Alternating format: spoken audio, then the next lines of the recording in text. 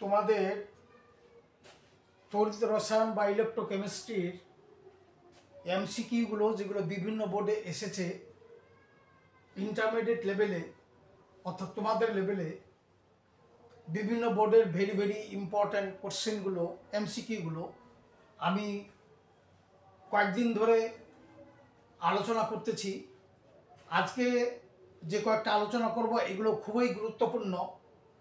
যেমন এক নম্বরটা আছে তামার প্রমাণ বিজারণ বিভব, কারণ জিঙ্ক, তামা, আয়রন এই তিনটা মনে রাখলেই হবে। এটা একটা বোর্ডে আসছে যে তামার প্রমাণ বিজারণ standard reduction, potential reduction standard, সেটা হচ্ছে +0.34 ভোল্ট। এইভাবে জিঙ্কের, আয়রনের এবং টিনের এই কয়টা মনে রাখলেই হবে। তবে তামারটা আসছে তামার প্রমাণ বিজারণ বিভব 0.34 ভোল্ট। এবার 2 নম্বর, কোনটি জারণ বিজারণ বিভব? এটা সবচেয়ে বেশি আসে বিভিন্ন ইন্টারভিউতে, বিভিন্ন ভর্তি পরীক্ষায় এবং তোমাদের বিভিন্ন বোর্ডে এটা এসেছে। সেটা হলো জারণ বিজারণ অর্ধকোষ বিভব প্লাটিনিয়াম আয়রন 2+ অ্যান্ড আয়রন 3+। এটা হলো জারণ বিজারণ অর্ধকোষ বিভব। আরও কিছু থাকতে পারে, দেখবে বারবার এটা আসছে প্লাটিনিয়াম আয়রন 2+, আয়রন 3+। এবার কোনটি অ্যানোড হিসাবে ব্যবহৃত হয়?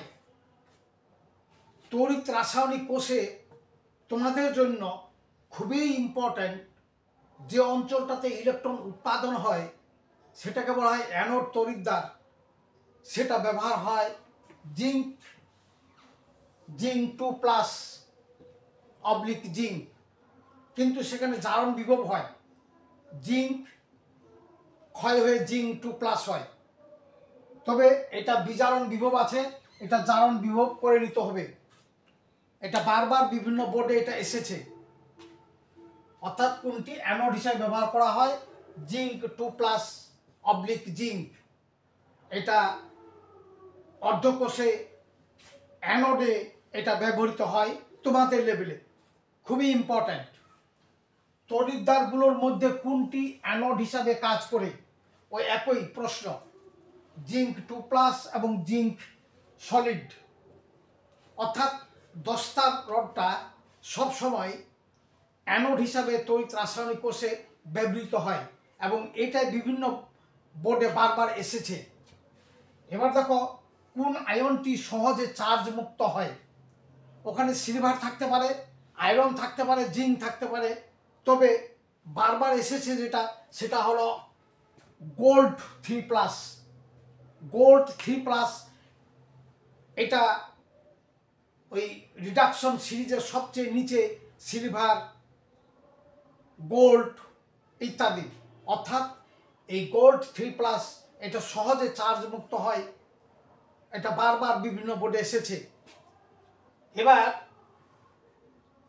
স্ট্যান্ডার্ড ই সেল জিঙ্ক বিজারণ বিভব, জিঙ্কের বিজারণ বিভব 0.76 ভোল্ট এবং সিলভারের বিজারণ বিভব -0.799 ভোল্ট।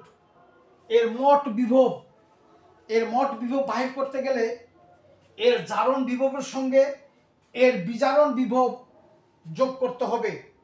তাহলে এর জারণ বিভব 0.76, এটা প্লাস মাইনাসটা তখন প্লাস হয়ে যাবে, অর্থাৎ এই দুটো যোগ করলে হয়ে যাবে 1.599 ভোল্ট। অর্থাৎ কোনো কোষের মোট বিভব বাহির করতে গেলে জারণ বিভব যোগ বিজারণ বিভব, এখানে জারণ বিভবটা ঠিকই আছে, এখানে জারণ বিভবটাকে বিজারণ বিভব করে নিলে এই মাইনাসটাকে প্লাস করে দুটাই যোগ করলে 1.599 ভোল্ট হবে। এটা বিভিন্ন বোর্ডে এটা এসেছে এবং খুবই ইম্পর্ট্যান্ট প্রশ্ন। এবার এ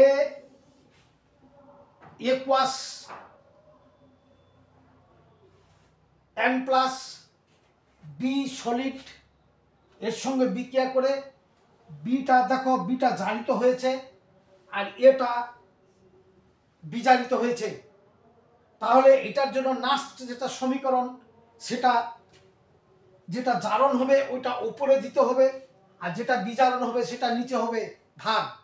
তাহলে নাস্ট সমীকরণটা হইল E cell is equal to E standard cell minus RT by MF লন জারণ বিভব ভাগ বিজারণ বিভব, অর্থাৎ এর মোলার কনসেন্ট্রেশন এবং এর মোলার কনসেন্ট্রেশন দিয়ে ভাগ হবে। সব সময় যেটা জারিত হয়েছে সেটা উপরে থাকবে, যেটা বিজারিত হয়েছে সেটা নিচে থাকবে।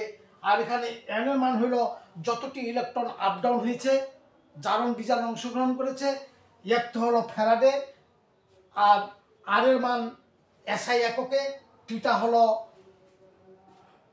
ক্যালভিন স্কেলে, অ্যাবসোলিউট স্কেলে। ই স্ট্যান্ডার্ড সেল জারণ বিভবের সঙ্গে বিজারণ বিভব যোগ করলে ই স্ট্যান্ডার্ড সেল পাওয়া যাবে। তাহলে নাস্ট সমীকরণটা হলো E cell equal to E standard cell minus RT divide by NF লন বি জারণ ভাগ এ বিজারণ। এটা হলো নাস্ট সমীকরণ। এইভাবে তোমরা এই ইম্পর্টেন্ট প্রশ্নগুলো যদি ধরে রাখতে পারো খুবই উপকার হবে। এগুলো বিভিন্ন বোর্ডে আসছে, খুব সীমিত আকারে তোমাদেরকে এইগুলো বারবার চর্চা করলেই উপকার হবে বলে আমার বিশ্বাস। তোমাদের সকলকেই ধন্যবাদ।